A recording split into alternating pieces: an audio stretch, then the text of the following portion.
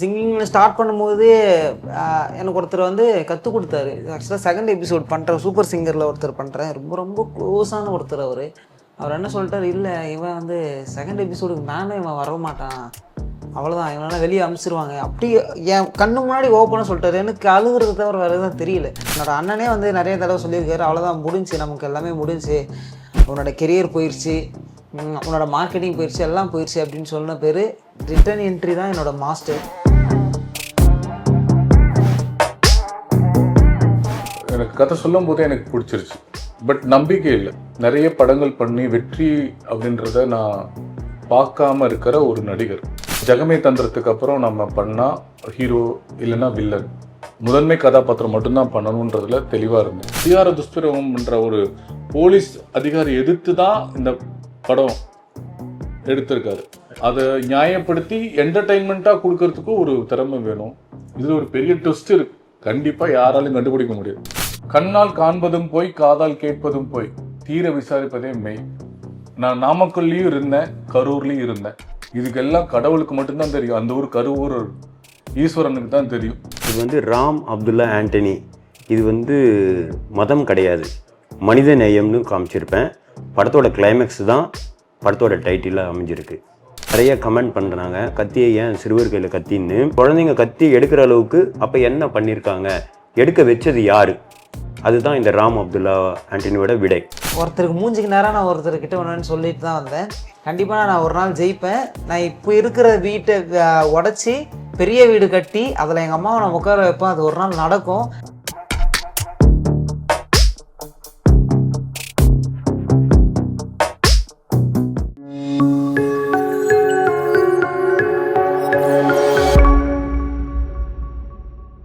ராம் அப்துல்லா ஆண்டனி டீமுக்கு ஒரு பெரிய வணக்கம்.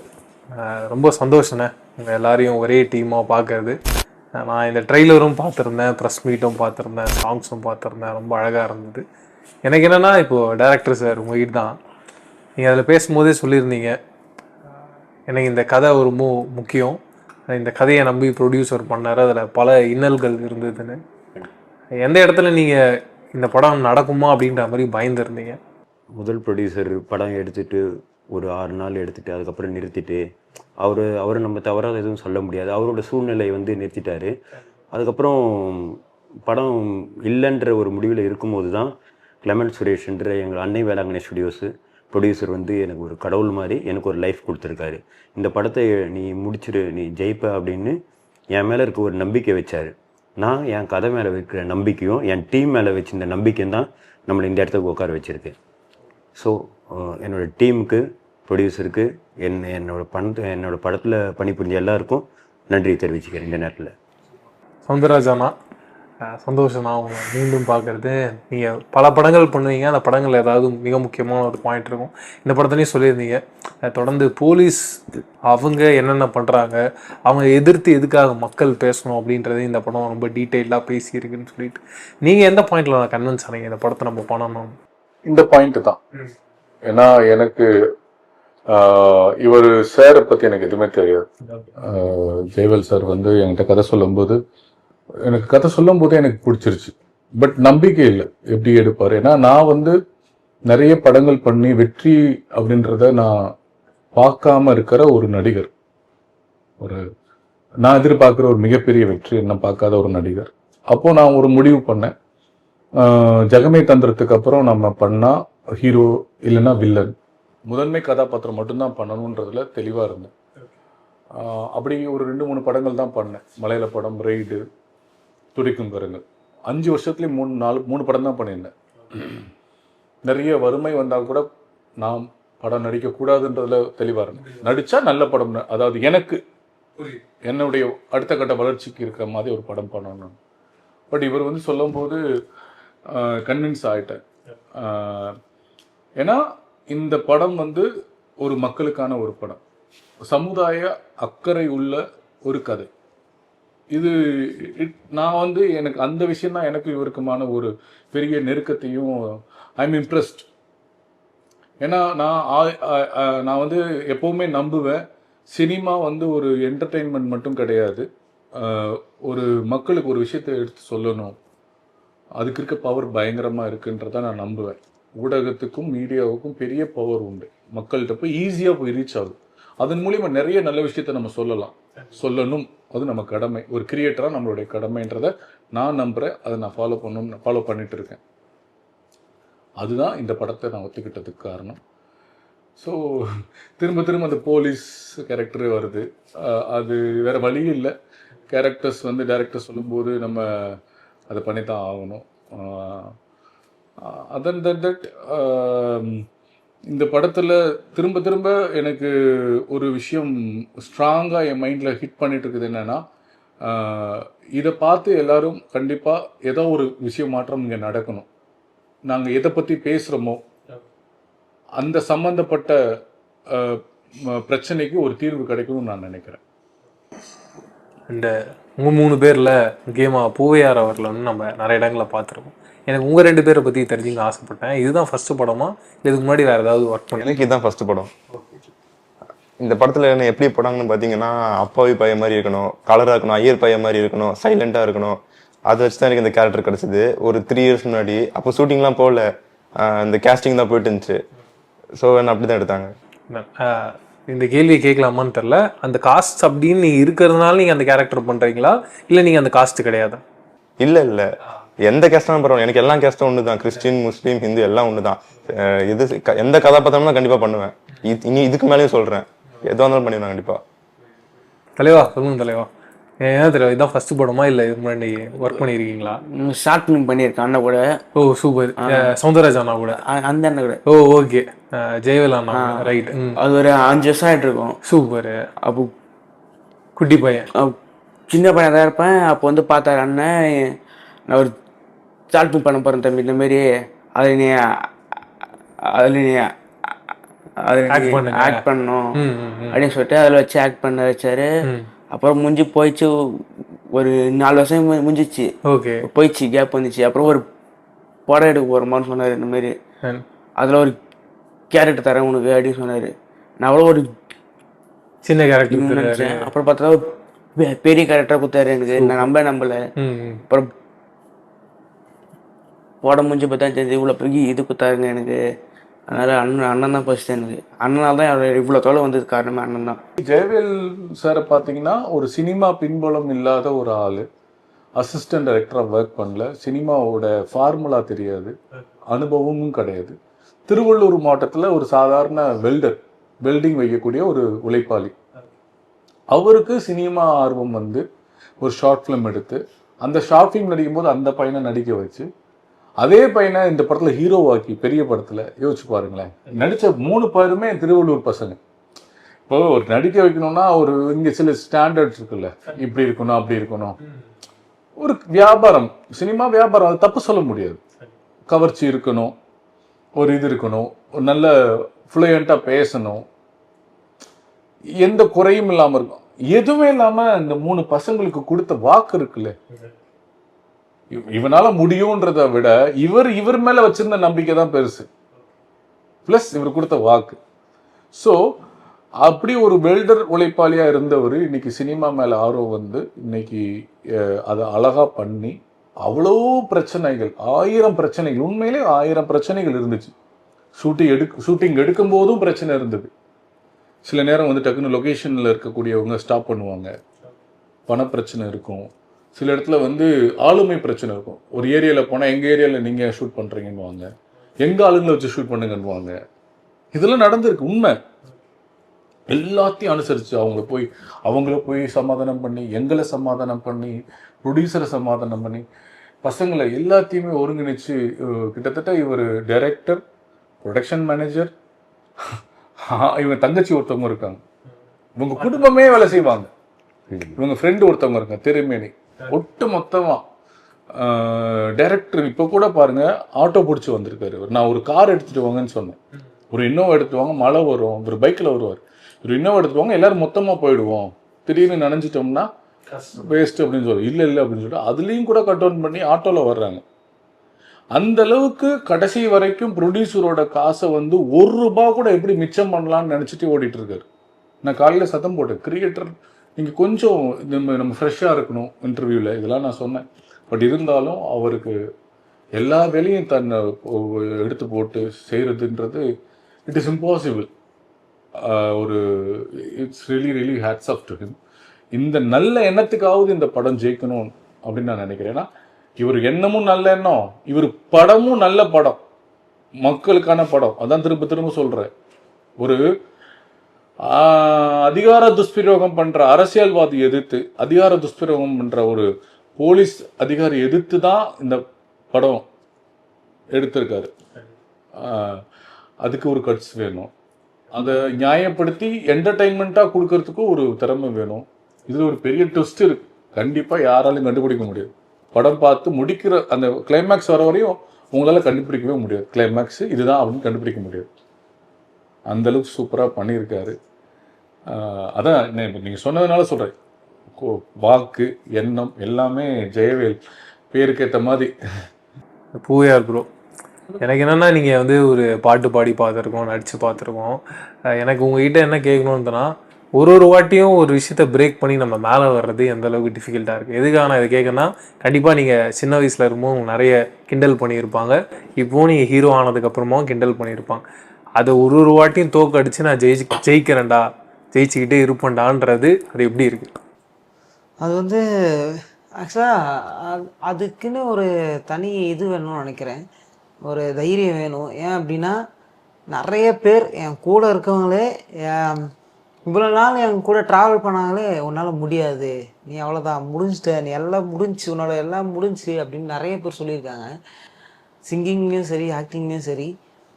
சிங்கிங்கில் ஸ்டார்ட் பண்ணும்போது எனக்கு ஒருத்தர் வந்து கற்றுக் கொடுத்தாரு. ஆக்சுவலாக செகண்ட் எபிசோட் பண்ணுறேன், சூப்பர் சிங்கரில் ஒருத்தர் பண்ணுறேன், ரொம்ப ரொம்ப க்ளோஸான ஒருத்தர். அவர் என்ன சொல்லிட்டார், இல்லை இவன் வந்து செகண்ட் எபிசோடுக்கு மேலே இவன் வர மாட்டான், அவ்வளோதான், இவனால் வெளியே அனுப்பிச்சிருவாங்க. அப்படி என் கண்ணு முன்னாடி ஓப்பனாக சொல்லிட்டாரு. எனக்கு அழுகுறத தவிர வேறு எதுவும் தெரியல. ஏன்னா அவ்வளோ பெரிய ஸ்டேஜை நம்ம மிஸ் பண்ணுறோம் அப்படின்னா எப்படி இருக்கும். ஆக்சுவலாக அப்படியே இருந்துச்சு. அதை தோக்கடிச்சு நான் ஃபைனலிஸ்ட் வந்து நான் தேர்ட் ப்ரைஸ் ஆகினேன். ஸோ அவர் இப்போ வந்து என்னை பார்க்க வந்து எதிர்பார்த்துட்ருக்காரு. அவர் கூப்பிட்டுட்ருக்காரு, ஒரு நாள் வாங்க, ஒரு நாள் வாங்க. ஏன்னா அவங்க ஸ்கூலில் வந்து ஒரு வாத்தியார் இருக்கார். அவர் வந்து எங்கள் பசங்களாம் ஆசைப்படுறாங்க உங்களை பார்க்கணும் அப்படின்னு சொல்லிட்டு. ஸோ நான் அதுக்காகலாம் போகாமல் இல்லை, அவர் சொன்னார் அப்படின்றதுலாம் போகாமல் இல்லை. ஸோ அங்கே போக வந்து ஒரு நல்ல சந்தர்ப்பம் கிடைக்கல. நான் அவர் என்ன சொன்னேன், நீங்கள் நல்லா ஃபிக்ஸ் பண்ணி முன்னாடியே சொல்கிறேன்னா நான் கண்டிப்பாக வராமலாம் இருக்க மாட்டேன் அப்படின்னு சொல்லியிருக்கேன். அதே மாதிரி தான் ஆக்டிங்லேயும் வந்து சொன்னாங்க, உனக்கு நடிக்க வராது. ஏன்னா என்னோட அண்ணனே வந்து நிறைய தடவை சொல்லியிருக்காரு, அவ்வளோதான் முடிஞ்சு, நமக்கு எல்லாமே முடிஞ்சு, உன்னோட கெரியர் போயிடுச்சு, உன்னோட மார்க்கெட்டிங் போயிடுச்சு, எல்லாம் போயிடுச்சு அப்படின்னு சொன்ன பேர் ரிட்டன் என்ட்ரி தான் என்னோடய மாஸ்டர். ஸோ மாஸ்டரில் வந்து ஏன்னா அந்த கொரோனா டைமில் ஒன்றுமே இல்லை, எங்களுக்கு வந்து ஷோஸ் போனால் தான் எங்களுக்கு வந்து சேலரி எல்லாமே வருமானம் எல்லாமே அதுதான். அந்த 3 வருஷம் பிரேக்கில் எங்களால் ஒன்றுமே பண்ண முடியல. குடும்ப சூழ்நிலை பயங்கரமாக மாறிடுச்சு. நாங்கள் ஃபஸ்ட்டு எப்படி இருந்தோமோ அது அப்படியே டவுன் ஆகிடுச்சு. அப்போ தான் எல்லோரும் சொல்ல ஆரம்பித்தாங்க, அதுதான் முடிச்சு நம்ம வாழ்க்கை, இதுக்கப்புறம் ஒன்றும் பார்க்க முடியாது சொன்ன பேர் தான் மாஸ்டர் வந்து ரீஎன்ட்ரி கொடுத்தது. அதுக்கப்புறமாவும் நிறைய பேர் என்ன சொல்லியிருக்காங்க, உன்னால் முடியாது, அவ்வளோதான் முடிஞ்சிச்சு, நீ ஏதாச்சும் நல்ல வேலைக்கு போ அப்படின்லாம் எல்லாம் சொல்லியிருக்காங்க. இல்லை என்னால் முடியாது, அது வந்து என் மனசுக்குள்ளே ஓடும், என்னால் முடியுன்றது எனக்கு தெரியும், அது நீங்கள் சொல்ல வேண்டிய அவசியம் கிடையாது. ஒருத்தருக்கு மூஞ்சிக்கு நேரம் நான் ஒருத்தர்கிட்ட ஒன்றுன்னு சொல்லிட்டு தான் வந்தேன்.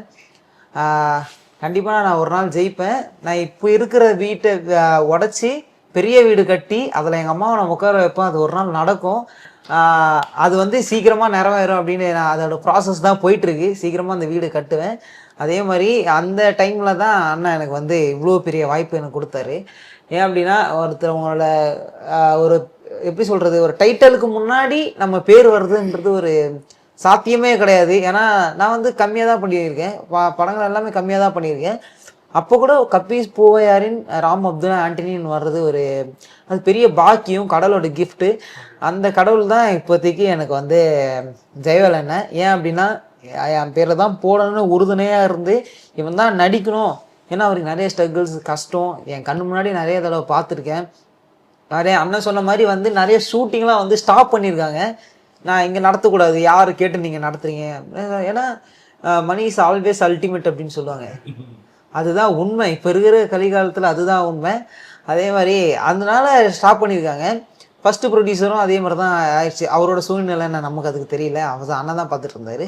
அதுக்கப்புறமா எங்களுடைய பெரிய நம்பிக்கை வந்து எங்களுடைய சுரேஷ் அண்ணன். ஸோ அவர் வந்து நீங்கள் பண்ணுங்கள், திருவள்ளூர் மாவட்டத்தில் நம்ம ஜெயிக்கணும் அப்படின்னு சொல்லிட்டு இந்த படத்தை வந்து நாங்கள் ரொம்ப ஸ்ட்ரகிள் பண்ணி ஜெயவேல் அண்ணனும் சுரேஷ் அண்ணனும் வந்து பண்ணியிருக்காங்க. ஸோ அவங்க 2 பேருக்கும் நான் ரொம்ப ரொம்ப கடமைப்பட்டிருக்கேன். இந்த படம் வெற்றியானா இவங்களோட ஒரு பெரிய தெய்வத்தை என்னால் பார்க்க முடியாது. ஸோ கடவுள் இருக்கான், ஆனால் யாரோ ஒரு ரூபத்தில் வருவான்னு சொல்லுவாங்க. அது இவங்களா கூட இருக்கலாம் அப்படின்னு நான் வெயிட் பண்ணிட்டு இருக்கேன். கண்டிப்பாக இவங்களாம் இருக்கும்னு நான் நம்புகிறேன். ஏன்னா அந்த கதை மேலே வந்து எங்களுக்கு அவ்வளோ நம்பிக்கை இருக்குது. நாங்கள் பண்ண நடிப்போம், இதுக்காக நாங்கள் போட்ட எஃபெக்டும். ஏன்னா ஒரு ஜெயிக்கிறோம் அப்படின்னா நம்ம ஒரு இன்புட் கொடுத்தா தான் அதுக்கான அவுட்புட் கிடைக்கும். நாங்கள் 100% இல்லை, 200% வந்து எல்லாருமே சேர்ந்து நாங்கள் போட்டிருக்கோம். கண்டிப்பாக அதுக்கான இது வரும் அப்படின்னு நினைக்கிறேன். ஆடியன்ஸுக்கு ஒரே ரிக்வஸ்ட் தான், நீங்கள் வந்து இதில் சின்ன ஆக்டர் பண்ணியிருக்காங்க, பெரிய ஆக்டர் பண்ணியிருக்காங்கன்னு தாண்டி இந்த கதையை நம்பி ஒரு வாட்டி வந்து பாருங்கள். அதுதான் எல்லா ஆடியன்ஸுக்கும் நான் வந்து இது ரிக்வஸ்ட்டாக வைக்கிறேன். So thank you. நீங்கள் சொன்ன மாதிரி எப்போ யூனிவர்ஸ் வந்து நம்ம சொல்கிறத கேட்டுகிட்டே இருக்கணுவாங்க. நம்ம உண்மையாக உழைச்சா அதுக்கான பாதையை வகுத்து தந்துடும். நீங்கள் எப்படி ஒரு வீடை கட்டணும், அம்மாவை அதில் உட்கார வச்சு ஆசைப்படுறீங்களோ அப்படி ஒரு விஷயம் சீக்கிரமாக நடக்கணுன்றது தான் எங்கள் எல்லாருடைய ஆசையாகவும் இருக்குது. ரொம்ப சந்தோஷம். அண்டு ஜெயவலனா எனக்கு என்னென்னா, தொடர்ந்து எல்லா இடத்துலையும் கான்ட்ரவர்சின்றது இருக்கும். நம்ம எது பண்ணாலும் கான்ட்ரவர்சியாக இருக்கவங்க நம்ம பார்த்துட்டு இருக்கோம். ரீசெண்டாக பைசன் ரிலீஸ் ஆச்சு. அதுலேயும் என்ன சொன்னாங்கன்னா, தொடர்ந்து அவர் வந்து ஒரு ஜாதியினரை வந்து ரொம்ப இழிவாக பேசுகிறாரு, ரொம்ப தவறான சித்தரிப்புக்குள்ளே இருக்குது அந்த படம் அப்படின்றதெல்லாம் சொல்கிறாங்க. பட் அதில் சொல்கிற நல்ல விஷயங்கள்லாம் விட்டுறாங்க. இப்போ நீங்களுமே டைட்டில் வந்து ராம் அப்துல்லா ஆண்டனின்னு வச்சுருக்கீங்க, ஒரு ஐயர் கேரக்டர் இருக்காங்க. உங்களுக்கும் அப்படி சர்ச்சைக்குரிய கேள்விகள்லாம் வர வாய்ப்பு இருக்குது. ஏன் ஐயர்களை மட்டும் டார்கெட் பண்ணுறீங்க, அவர் வேறு ஏதாவது ஜாதியை சேர்ந்துருக்கலாமே ஒரு கேள்விகள் வரலாம். அதுக்கு உங்கள் சைட்லேருந்து என்ன மாதிரியான பதில்களை இப்போ ப்ரிப்பேர் பண்ணி வச்சுருக்கீங்க? இது வந்து ராம் அப்துல்லா ஆண்டனி, இது வந்து மதம் கிடையாது, மனித நேயம்னு காமிச்சிருப்பேன். படத்தோட கிளைமேக்ஸ் தான் படத்தோட டைட்டிலாக அமைஞ்சிருக்கு. அதுதான், இது எந்த மதத்தை பற்றியோ எதை பற்றியும் கிடையாது, மனித நேயத்தை தெளிவாக சொல்லியிருக்கேன். என்னோடய ட்ரைலரில் பார்த்தீங்கன்னா கத்தி எடுத்திருப்பாங்க பசங்க, நிறைய கமெண்ட் பண்ணுறாங்க, கத்தியை ஏன் சிறுவர் கையில் கத்தின்னு. கத்தி எடுக்க வைக்கிறதுக்கான கத்தியை எடுத்ததுக்கான காரணம் யார், அதை தான் நான் சொல்லியிருப்பேன். இந்த படத்தில் தெளிவாக சொல்லியிருப்பேன். குழந்தைங்க கத்தி எடுக்கிற அளவுக்கு அப்போ என்ன பண்ணியிருக்காங்க, எடுக்க வச்சது யார், அதுதான் இந்த ராம் அப்துல்லா ஆண்டனியோட விடை. இது கிளைமேக்ஸில் தெளிவாக சொல்லியிருப்போம். இது வந்து முழுக்க பார்த்தீங்கன்னா காலேஜ் ஸ்டூடெண்ட்டு, ஸ்கூல் ஸ்டூடெண்ட்டு எல்லாரும் வந்து கொண்டாடுற படமாக இருக்கும் அப்படின்னு நம்பி எடுத்திருக்கோம். எல்லாம் இந்த பசங்களோட உழைப்பு வந்து கடின உழைப்பு. இந்த வயசில் நான் இந்த ஏஜ்லலாம் நான் என்ன பண்ணியிருக்கேன்னு எனக்கே தெரியாது. இந்த ஏஜில் இவ்வளோ உழைப்பை நான் பார்த்துருக்கேன். இதில் பார்த்தீங்கன்னா முக்கியமான ஒரு கேரக்டர் பார்த்தீங்கன்னா நம்ம சவுந்தர் பிரதர் பண்ணியிருக்காரு. இவரை பற்றி சொல்லணும்னா நிறைய சொல்லலாம். பட் ஆனால் ஒரு விஷயம் உண்மையான மனிதர், ஆனஸ்டான மனிதர், எதாக இருந்தாலும் ஸ்ட்ரைட்டாக கேட்பார் ஒரு விஷயம். அதுதான் இவர்கிட்ட எனக்கு பிடிச்சது. எனக்கும் இவருக்கும் நிறைய கருத்து வேறுபாடு இருந்தாலும் நான் பார்த்த ஒரு நல்ல மனிதர். எல்லாம் நம்ம கேள்வி தான் கொடுப்போம், சவுந்தரராஜ் இவர் இதை பண்ணுவார் அதை பண்ணுவார். நேர்லேயே நான் கண்ணார பார்த்த விஷயம், ரொம்ப ஹெல்பிங் மைண்டு. இந்த கதையில் வந்து பார்த்தீங்கன்னா 3 குற்றவாளிகளை கண்டுபிடிக்க நேர்மையான கான்ஸ்டபிளாக நடிச்சிருக்காரு. இது ஒரு ஆடுபுலி ஆட்டம் தான். இவர் பிடிக்கிறதுக்கு காரணம் என்னன்றது தான் தெளிவாக பண்ணிருப்பேன். மற்றபடி பார்த்தீங்கன்னா என்னோடய டீம், ஃபஸ்ட்டு சொன்ன மாதிரி என்னோடய டீம் தான் என்னோடய ப்ரொடியூசர். நான் இங்கே இருக்கிறது காரணம். அதை தாண்டி எல்லாத்தையும் தாண்டி மக்கள் தான், எனக்கு ஆடியன்ஸ் தான் ஜட்ஜ்மெண்ட் பண்ணுவாங்க. கதை இதை மட்டும்தான் என்னால் முடியும். இது வந்து கதை இல்லை, என்னோடய வழிகளை, இந்த படத்தோட சம்மந்தப்பட்டவங்களோட வரிகளாக எழுதியிருப்பேன். அதுதான் இந்த ராம் அப்துல்லா ஆண்டனி அதோட விடை. ஆனால் எனக்கு என்னன்னா, இப்போது 3 பேரை காஸ்ட் பண்ணியிருக்கீங்க. எனக்கு அவர்கிட்ட இருந்து வரணும்னு ஆசைப்படுறேன். அவர் சின்ன வயசுலேருந்து பார்க்குறீங்க. அவர் ஒரு சின்ன அந்த ஸ்டாப்லர் பிரச்சனையும் இருக்குது. ஏன்னா என்னோட ஃப்ரெண்ட்ஸ்லாம் அப்படி இருந்திருக்காங்க. அவங்க எவ்வளோ வருத்தப்படுவாங்கன்னு நான் பார்த்துருக்கேன். அப்படி இருந்தும் அவரை படத்தில் பிளேஸ் பண்ணியிருக்கீங்க. எனக்கு தெரிஞ்சு ஆனால் அவர் கம்ஃபர்டபுள் ஆகிட்டாருன்னா எல்லாரையும் கிண்டல் பண்ணி பயங்கரமாக ஜாலி பண்ணுவாருன்னு நினைக்கிறேன். இப்போ கண்டிப்பாக அதுக்கான காரணத்தை மட்டும் சொல்லுங்கள். கண்டிப்பாக இது என்னென்னா, நானும் வறுமையில் இருக்கிறவன் தான். தம்பியை வந்து எனக்கு எங்கள் வீட்டுக்கிட்ட தான் இருக்கார். ரொம்ப ஏழ்மையான குடும்பம். அம்மா இல்லை, அப்பா மட்டும்தான். ரொம்ப ஏழ்மையான குடும்பம். ஆனால் அவனுக்கு இன்ட்ரெஸ்ட்டு சினிமான்றது ஒரு விஷயம் தெரிஞ்சுக்கிது. என்னோடய ஷார்ட் ஃபிலிம் நடிக்க வச்சேன். இதை வந்து பெரிய படமாக எடுக்கும் போது நிறைய பேர் அட்வைஸ் பண்ணாங்க, இந்த பையன் கருப்பாக இருக்கான், இந்த பையனுக்கு இந்த சின்ன சின்ன பிரச்சனைங்க இருக்குது, இது பதிலாக வேறு ஆக்டர் போடலான்னு. அன்றைக்கி நான் என்ன எழுதணும் கதையில், அப்துல்லான்றவன் அவன் தான். டிசைட் பண்ணேன். அதில் எந்த ஒரு காம்ப்ரமைஸ் பண்ணல. என்ன ஸ்ட்ரகிள்னாலும் ஒன்றுமே கிடையாது. கூச்சத்தை இழப்பவன் உச்சத்துக்கு தொடுவான். அதை அவங்ககிட்ட நிறைய விஷயம் சொல்லியிருக்கேன். நீ எதுக்காகவும் பயப்படாத, கேமரா பார்த்து பயப்படாத, உன்னோட கேமராவே அண்ணன் தான், நான் என்ன பண்ணுறேன்னு அதை பாருன்னு. அதை முழுக்க 100க்கு 200% எனக்கு உதவி பண்ணியிருக்கான். இது ஒரு விஷயம். இது நிறைய எமோஷ்னலான விஷயம். ஏன்னா யாருக்குள்ள எந்த திறமை இருக்குன்னு தெரியாது. அப்படி இந்த பையனை புதுசுன்னு நினச்சிருந்தா எனக்கு வாய்ப்பே கிடச்சிருக்காது. நானும் புதுசு. அதனால் எல்லாருக்கும் ஒரு வாய்ப்பு கொடுத்தாதான் அவனோட வெளிப்பாடு வரும். இந்த விஷயத்தில் நான் ரொம்ப என்னோட விஷயம் வந்து முதல் ப்ரொடியூசருக்கு சொல்லலாம். என்னை நம்பி பண்ணார். பட் அவரால் கண்டினியூ பண்ண முடியல. அதனால் 2வது ப்ரொடியூசர் வந்து என்னை நம்பினார் பாருங்க. இது வந்து இந்த 3 பசங்களை வச்சு ஹீரோவாக யாருக்கும் இந்த துணிச்சல் வராது. அவர் அந்த துணிச்சலாக ஒரு விஷயம் என்ன நம்பினார், நான் துணிச்சலாக கதையை நம்பினேன். என் டீம் மொத்தம் என்னை நம்பினாங்க. அதோட வெற்றி தான் இந்த வெற்றியை கொண்டாடணும்னு ஆசைப்படுறேன். மக்களுக்கு நல்ல படத்தை எடுத்திருக்கேன். மக்கள் தான் தீர்ப்பு சொல்லணும். கண்டிப்பாண்ணா. அண்டு எனக்கு உங்கள் 3 பேர்கிட்ட என்னன்னா, கண்டிப்பாக வந்து 3 பேரும் நிறைய விஷயங்களை ஷேர் பண்ணியிருப்பீங்க. யாராவது ஒரு இடத்துல ஏதாவது ஒரு இடத்துல வீக் ஆகும் போது ஒருத்தர் சப்போர்ட் பண்ணியிருப்பீங்க. அப்படி உங்களுக்கு ஞாபகம் இருக்க விஷயங்களை என் கூட ஒரு சீன் இப்படி நடந்ததுன்னு ஷேர் பண்ணிக்கணும்னு ஆசைப்பட்றேன். எப்போ உங்களுக்கு ஏதாவது கஷ்டம்னு வரும்போது வேற ஒரு நபர் எப்படி ஹெல்ப் பண்ணார் செட்டில்? ஃபஸ்ட்டு நடிக்கிறதுக்கு பயமாக இருந்துச்சு. டைலாக்லாம் வராது, அப்புறமே நடுக்க ஆரம்பிச்சிருவேன். அப்போ சூர்யா சொன்னார், ஒழுங்காக பண்ணி யாரும் திட்ட மாட்டாங்க, அடிக்க மாட்டாங்க, டேரக்டர் பண்ணி காட்டுறாரு, எல்லாரும் இருக்காங்க, உனக்கு ஏற்ற மாதிரி கோஆப்ரேட் பண்ணுவாங்க, நீ வருத்தப்படாத, உன்னால் முடியல நினைக்காத அப்படின்னு என்னை ஊக்கப்படுத்தினாங்க. போய் சொல்லுங்க தலைவா. ஆக்சுவலாக சொன்ன மாதிரி எனக்கும் பயங்கர நர்வஸாக இருந்துச்சு. அப்புறம் அண்ணன் வந்து அப்புறம் சொன்ன மாதிரி நடிச்சு காமிச்சிருவார். இதுதான் பண்ணணும் அப்படின்னு நடிச்சு காமிச்சிருவார். ஸோ அப்போ ரொம்ப ஈஸியாக இருந்துச்சு. இவங்க 2 பேர் பயப்படும் போது நான் ஃபஸ்ட்டு பயந்தப்போ தான் எனக்கு ஒருத்தவங்க சொன்னாங்க. அதை தான் இவங்ககிட்டயே சொன்னேன். அப்படி தான்டா இருக்கும், ஃபஸ்ட் டைம் கேமரா முன்னாடி நிற்கும் போது ஒரு மாதிரி நர்வஸாக தான் இருக்கும் அப்படின்னா. ஆனால் இவனுங்கிட்ட கற்றுக்கணுன்னா இவனுக்கு செம்மையாக டான்ஸ் வரும். அவங்ககிட்ட இருந்து நான் டான்ஸ் கற்றுக்கிட்டேன். ஆனால் இவனுக்கு நல்லா டான்ஸ் வரும், எனக்கு டான்ஸ் வராது. உண்மையாக ஓப்பனாக சொல்லப்போனால் எனக்கு உண்மையாக டான்ஸ் வராது. ஒரு சில விஷயத்தெல்லாம் அவங்ககிட்ட இருந்து நான் கற்றுட்டு இருக்கேன், ஒரு விஷயத்தெல்லாம். ஸோ அவனுக்கு இருக்க தைரியம் எனக்கு கிடையாது. அவன் பயங்கரமான தைரியசாலி. அவன் ஒரே ஆள் பைக்கில் எவ்வளோ தூரம் வேணால் போயிடுவான். அவன் அந்த மாதிரி ஒரு தைரியசாலி. ஸோ ஒருத்தர்கிட்ட இருந்து நான் ஒன்று வந்து கற்றுட்ருக்கேன். ஸோ இவங்ககிட்ட இருந்து நான் படத்தில் கற்றுக்கிட்டது வந்து டான்ஸ் தான். சூப்பர். சொல்லுங்க ப்ரோ, நீங்கள் அவங்க 2 பேர் எவ்வளோ சப்போர்ட் பண்ணாங்க, எந்தெந்த இடத்துலலாம் வந்து கூட நின்னாங்க? எப்பயுமே கூட தான் இருப்பாங்க. நாங்கள் ஜாலியாக தான் பழகுவோம் எப்பவுமே. இப்போ எனக்கு நடிக்க தெரியலனா கூட அவன் தான் சொல்லிக் கொடுப்பான். அவனும் இப்போ இருப்ப கூட அங்கே டேரக்டர் சார் அவர் தான் எனக்கு முக்கியமான இது. அப்படி பண்ண தம்பி, அதை பார்த்து கற்றுக்கலாம், விளையாடக்கூடாது, அவங்கள பார்க்காத இவங்கள பார்க்காத, நீ அண்ணன் நான் உனக்கு நான் சொல்லித்தரணும், அதை மட்டும் பண்ணு, அது பிடிச்சினாலே நீ வந்துடலாம் கரெக்டாக. அதெல்லாம் அண்ணன் தான், மற்ற எதுவும் அண்ணன் தான் பார்த்துனாரு எனக்கு. சூப்பர். ஆனால் சௌந்தரராஜனா, எனக்கு என்னன்னா இது இங்கே இடத்துல பேசலாமான்னு எனக்கு தெரில. பட்டு சினிமாவும் அரசியலும் நான் ஒன்றா தான் பார்ப்பேன். எல்லாத்துக்குள்ளேயும் அது இருக்குது. ஒரு பெரிய இஷ்யூ நடக்குது, அந்த இஷ்யூவை பற்றி எல்லாரும் பல விஷயங்கள் பேசுகிறாங்க. அப்போ வந்து ஒரு விஷயத்த சொல்கிறாங்க. என்ன சொல்கிறாங்கன்னா, யாருமே வந்து தண்ணி தரல, யாருமே ஒரு இத்தனை மணிக்கு வருவாருன்றதை சொல்லலை, அதை யாராவது சொல்லியிருந்தால் இப்படி ஒரு சம்பவம் நடந்திருக்காதுன்னு. அப்போது ஒரு வீடியோ வருது. அங்கே அந்த வீடியோவில் தூரமாக ஒருத்தர் பேசிக்கிட்டு இருக்காரு. ஆனால் அவரோட குரல் எனக்கு தெரியும். அவர் தூரத்துலேருந்து பார்த்தாலே எனக்கு தெரியும் அவர் யாருன்னு. அவர் சௌந்தரராஜனா சொல்கிறாரு, விஜய் அண்ணா வந்து லேட்டாக தான் வருவார், அவர் வரத்துக்கு இன்னும் ஒரு 3 to 4 hours இருக்குது. யாரெல்லாம் தண்ணி குடிக்கணுமோ இல்லை ரெஸ்ட் ரூம் ஏதாவது போயிட்டு வரணுமோ எல்லாருமே சேஃபாக செக்யூராக இருங்க, பெரிய டைம் இருக்குது, ரெஸ்ட் எடுங்க, பத்திரமா இருங்கன்றத சொன்னீங்க. அது பார்த்தோன்னே அப்படி ஒரு சந்தோஷம். கண்டிப்பாக எல்லாருமே வந்து அதை ஷேர் பண்ணியிருந்தாங்க. அதை பற்றி சொல்லுங்க நான் ஒரு 2 வார்த்தை. நான் வந்து சின்ன வயசுலேருந்து அரசியல் குடும்பம் பின்னணி தான். எங்கள் அம்மா பிரசிடெண்ட்டாக இருந்திருக்காங்க, அப்பா அரசியல் குடும்பத்தில். எங்கள் வீட்டுக்கு எம்ஜிஆர் ஐயா வந்திருக்காரு, பல தலைவர்கள் பல பேர் வந்திருக்காங்க. எனக்கு அரசியல் பிடிக்கும், சோசியலிசம் பிடிக்கும். அப்போது இதுதான் அரசியல். அடுத்தவங்களை பற்றி நம்ம கவலைப்படுறோம் இல்லையா, அடுத்தவங்க நல்லா இருக்கணும்னு நினைக்கிறோம் பார்த்தீங்களா, அதுதான் அரசியல், அவ்வளோதான். அந்த நேரத்தில் எனக்கு தெரிஞ்ச விஷயம் நான் ஷேர் பண்ணுறேன். அது ஆக்சுவலி நிறைய பேர் தவறாக பயன்படுத்தினாங்க அந்த வீடியோவை.